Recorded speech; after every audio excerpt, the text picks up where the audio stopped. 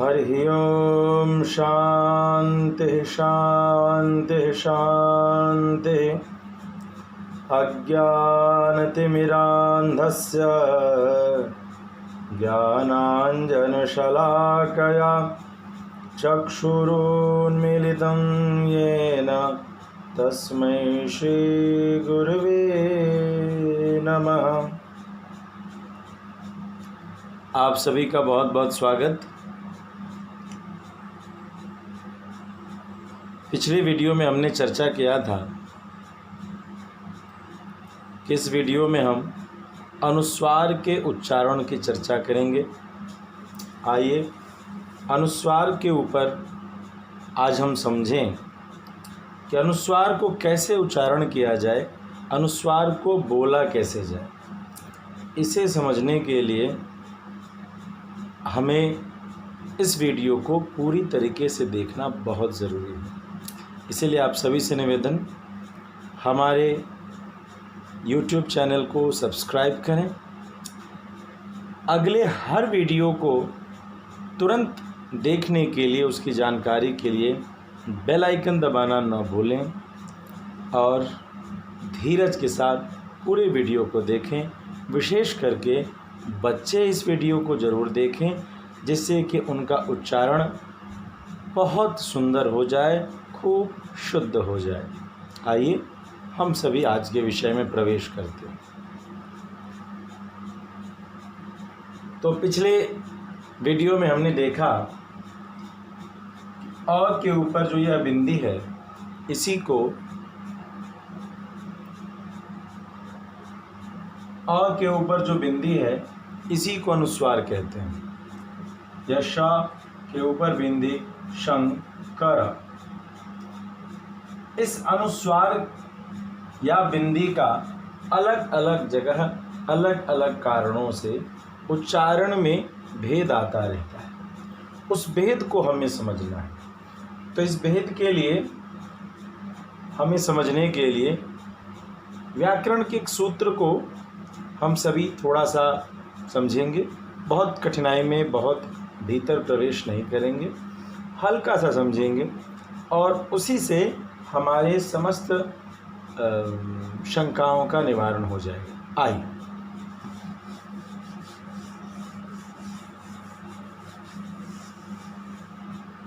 ध्यान रखना है, हमारा विषय आज का यह अनुस्वार है।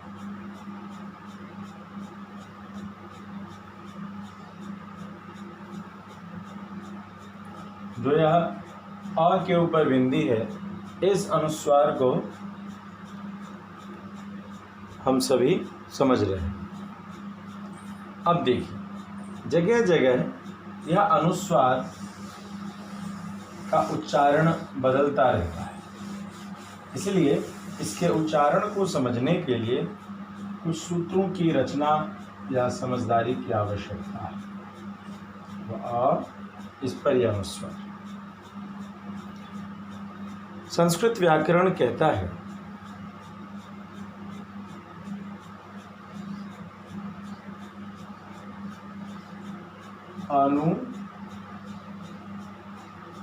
अनुस्वारस्य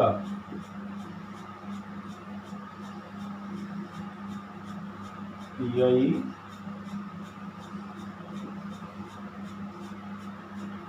परसवर्ण पर सवर्ण।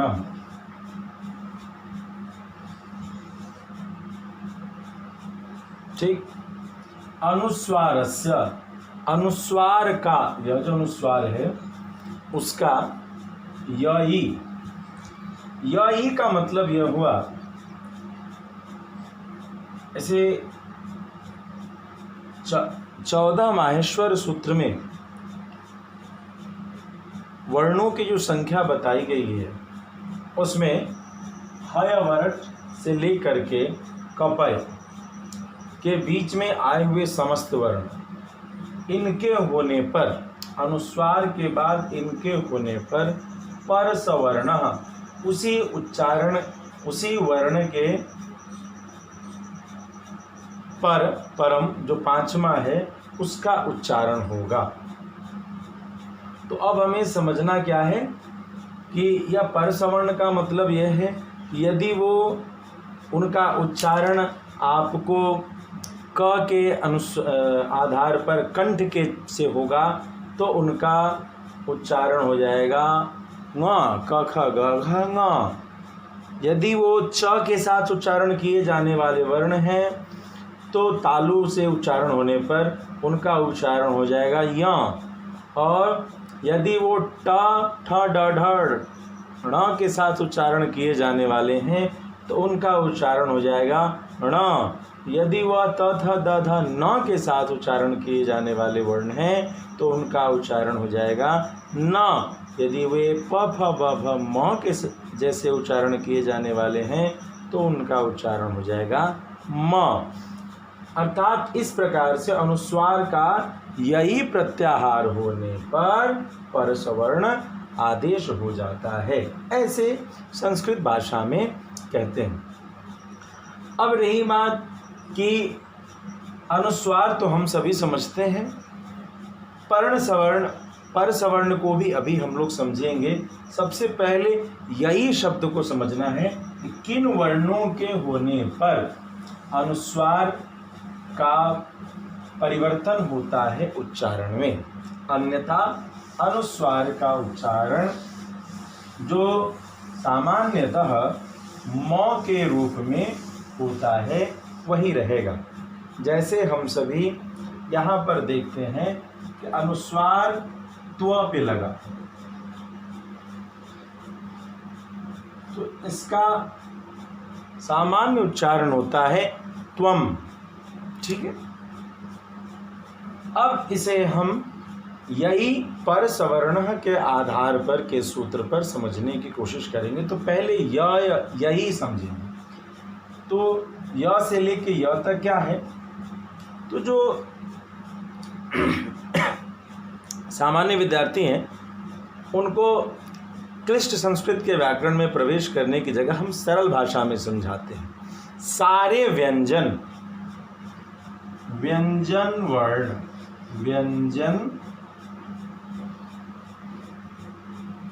व्यंजन वर्ण में से आपको क्या हटा देना है, श श स ह, ठीक है। व्यंजन वर्ण जितने हैं जो हम लोग क ख ग घ से शुरू करके य र ल व श श स ह क्ष त्र ज्ञ जितने भी हमारे हैं, तो यह ह स श श इन चार वर्ण को, ये कितने वर्ण हैं, चार। समस्त व्यंजन वर्ण में से इन चारों को छोड़ करके जितने भी वर्ण हैं उन सब के आगमन पर अनुस्वार का उच्चारण पर सवर्ण अर्थात उच्चारण स्थान को देख करके निर्धारण करते हुए उसी उच्चारण स्थान का पांचवें स्वर का उच्चारण अनुस्वार का होता है। अब इसको हम सभी समझने की कोशिश करेंगे, ठीक है। तो ध्यान रखना है कि अनुस्वार के बाद जब भी कोई व्यंजन आवे, तालव्य श, मूर्धन्य श, दंत स, ह को छोड़कर अनुस्वार के बाद जब भी कोई व्यंजन वर्ण आवे तो उसके उच्चारण में बदलाव होता है। और उस उच्चारण का नियम क्या है, तो जो वर्ण आ रहा है उसी का पांचवा वर्ण, जैसे हम सभी अभी पढ़ते हैं पहले कवर्ग को। कवर्ग यदि एक शब्द है गूंगा, ग अनुस्वार गा। क्या लिखा गया? ग बड़ा ऊ अनुस्वार गा। तो जब ये इस प्रकार से लिखा गया तो दिखता क्या है कि ये लिखा तो अनुस्वार तो गुंगा, लेकिन गुंगा इसका उच्चारण नहीं होगा। इसका उच्चारण होगा अनुस्वार के बाद ग है, अनुस्वार के बाद ग है। ग का पांचवा वर्ण क्या है?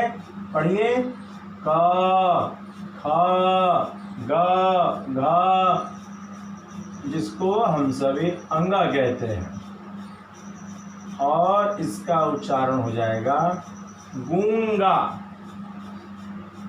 ठीक है, फिर एक और वर्ण ले लेते हैं, घोंघा।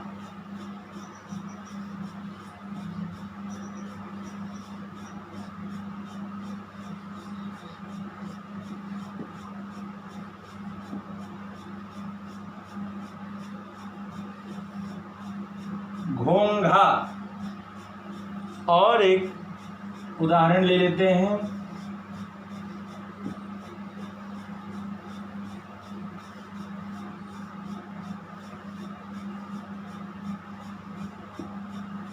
गंगा।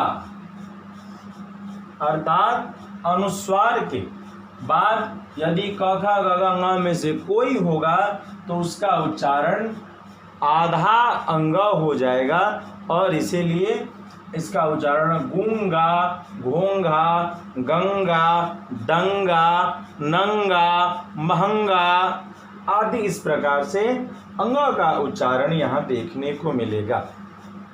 आइए अब हम सभी क वर्ग के बाद च वर्ग को समझें कि यदि, और ये उच्चारण सबसे रहस्य की बात है कि हम सभी करते रहते हैं, मगर बचपन में बताए हुए उन उच्चारण को हम सभी भूल करके बड़े होने पर विस्मृत हो जाते हैं। चूँकि विद्यालय में इन सूत्रों पर ध्यान नहीं दिया जाता, इंग्लिश के उच्चारण पर बहुत ध्यान दिया जाता है, मगर हिंदी का उच्चारण पर उतना ध्यान नहीं देने के कारण हमारी राष्ट्र की जो राष्ट्रीय भाषा हिंदी है उसके उच्चारण की शैली में दोष देखे जा रहे हैं। आइए च वर्ग पर, विषय पर आते हैं।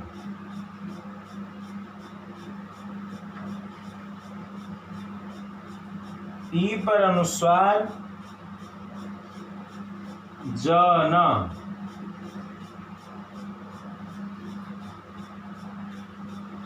इंजन। ठीक है, म पर अनुस्वार जन, मंजन। ठीक है, भ पर अनुस्वार जन, भंजन। ठीक है, गु पर अनुस्वार जन, गुंजन। ठीक है, तो इस प्रकार से हमने देखा कि अनुस्वार के बाद च छ ज झ य आने पर इसका उच्चारण य का आधा हो जाता है। इसके और भी उच्चारण हम देख सकते हैं,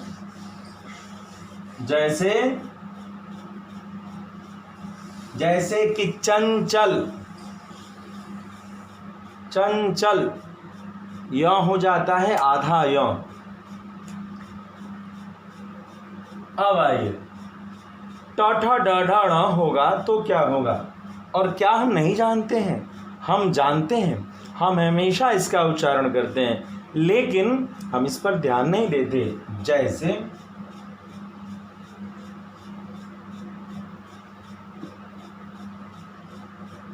झ पे अनुस्वार डा, इसका उच्चारण क्या होगा? झंडा। और झंडे में जो लगा है वह क्या है? ड।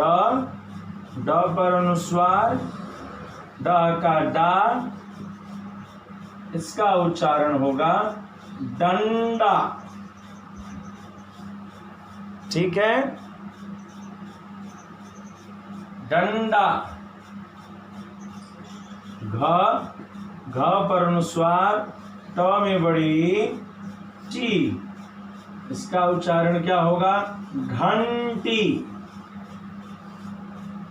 ठीक है, तो यह अनुस्वार को घंटी नहीं कहेंगे, घंटी। ट ठ ड ढ ण। इस प्रकार से हमने देखा कि यह, जैसे एक और उदाहरण ले लें, घ,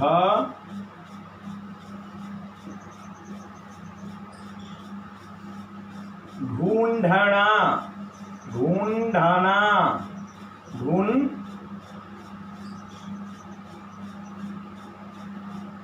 ढूंढना। ये जो ढूंढना है उसमें अनुस्वार का उच्चारण आधा टवर्गी ण होगा। क्यों? क्योंकि आगे ढ है। घंटी में आधा टवर्गी ण होगा क्योंकि आगे ट है। डंडा में आधा टवर्गी ण होगा क्योंकि आगे ड है। तो ड होने से ट ठ ड ढ ण, उसके पांचवा के उच्चारण का आदेश अनुस्वार के लिए हो जाता है। तो इस प्रकार से हमने देखा कि अनुस्वार के बाद यदि ट ठ ड ढ ण हो तब क्या होगा? अनुस्वार का ट ठ ड ढ ण में जो पांचवा है ण, आधा टवर्गी ण का उच्चारण वहां देखा जाएगा। अब आते हैं हम लोग त थ द ध न को समझने के लिए। जैसे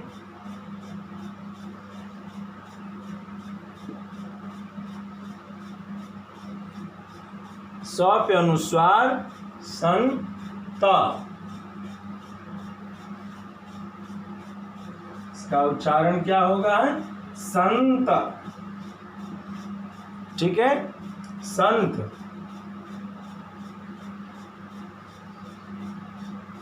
भागा, व पे अनुस्वार त, इसका उच्चारण क्या होगा? भागवंत। ठीक है, ध, ध पे अनुस्वार, ध में आ की मात्रा धा, यह क्या हुआ? धंधा।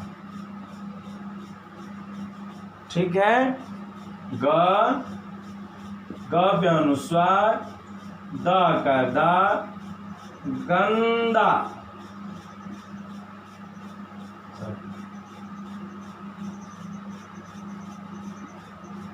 गंदा।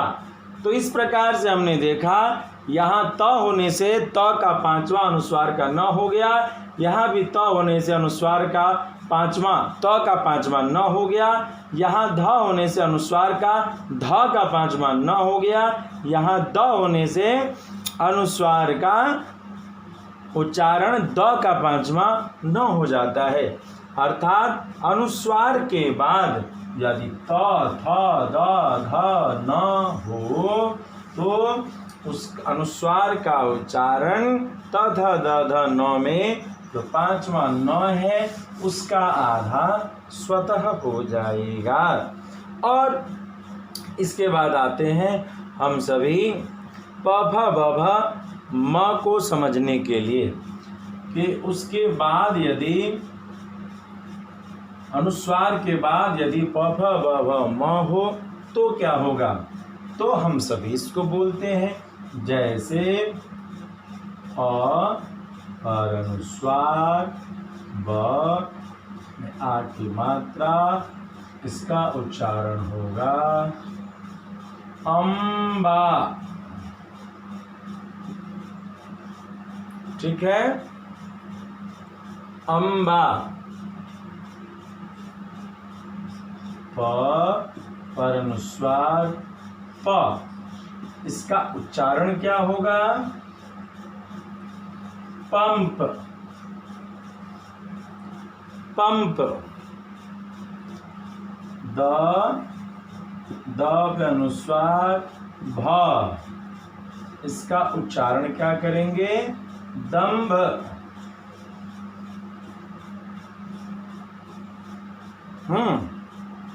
तो इस प्रकार से हम सभी देख रहे हैं कि ब होने के कारण अनुस्वार का उच्चारण ब का पांचवा म हुआ, प होने के कारण अनुस्वार का उच्चारण प का पांचवा म हुआ, भ होने के कारण अनुस्वार का उच्चारण भ का पांचवा म हुआ। तो यहाँ हमने इस प्रकार से इस विषय को समझा। बाकी सभी जगह पर अनुस्वार का उच्चारण सामान्यतः आधा म ही होता है। यदि कहीं और जैसे तालव्य श, मूर्धन्य श, दंत स, ह आदि हो या अन्य कोई अनुस्वार के बाद स्वर वर्ण उपस्थित हो तो अनुस्वार का उच्चारण आधा म से ही हम सभी करते हैं। यह जो जनरल स्थिति है, सामान्यतः स्थिति है, इसका प्रयोग किया जाता है। तो आशा करता हूँ कि यह अनुस्वार का उच्चारण विषय आप सभी के समझ में आया, और यदि यह अनुस्वार का उच्चारण इस प्रकार से किया जाए तो हमारी उच्चारण शुद्ध होती है, और उच्चारण की शुद्धि से समाज में जो हम बोलते हैं उस भाषा के माध्यम से बोले जाने वाले शब्दों के उच्चारण की शुद्धि से आपके अर्थ, आपके आशय, आपके भाव स्पष्ट होते हैं। साथ ही साथ यदि नित्य की उपासना में आप स्तोत्र पाठ आदि का गायन करते हैं तो उच्चारण की शुद्धि होने से ही आपका यज्ञ पूर्ण होता है। अन्यथा अशुद्ध उच्चारण वाले गाए जाने वाले स्तोत्र आदि हैं, उनमें उतनी सिद्धि या फल की प्राप्ति नहीं हो पाती। अगले वीडियो तक के लिए आप सभी को जय श्रीमन नारायण।